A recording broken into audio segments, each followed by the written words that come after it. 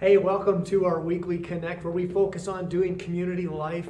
And with all the rules changing out there every week about how we can do community and do life with each other, at Crossroads Community Life Team, we're working super hard to try to figure out ways that we can follow the rules and still get connected.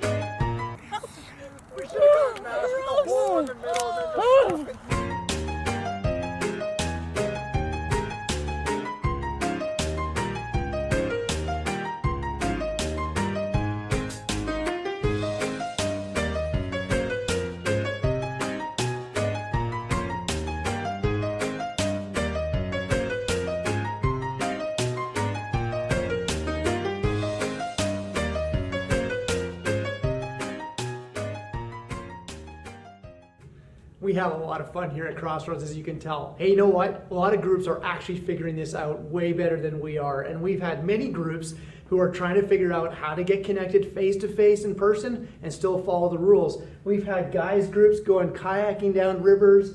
We've had women's groups going for walks together and couples going for hikes. We've had tailgate parties happening. I got a question for you. How are you connecting with respect? That's what we want to talk about today, connecting with respect. And what does that mean? Well, it means that rules change and we have to know what they are, and we got to respect our governments, and we got to figure out how do we do things really well and honor those who are put in authority over us. In fact, I was just reading in the book of Romans, and interesting conversation there where Paul's talking to the church about respecting those in authority in Romans chapter 13. You need to read it and check it out. He says all authority has been placed over us by God, and therefore we need to respect them. So that's part of connecting with respect. And then, chapter 14, Paul goes into a whole nother part about how do we actually now not just respect authority, how do we respect each other when we have different viewpoints, different ideas of how to serve God, or actually how to just to connect. And what was going on in the church in this passage was people were on different sides about eating different kinds of food and food sacrificed to idols. And was that okay? Was that not okay? And they were having some conflict over it. You know what I'm worried about? I'm worried about that times like this can actually divide us as a congregation. We have different theories on what's going on out there. We have different theories on how seriously we should be taking COVID-19. Some are really afraid still. Some are super strict. Some of my neighbors, some of people out there just, they don't seem to care at all. And so there's a lot of going on here. And I don't want this to divide up the community that God put together, which is the church.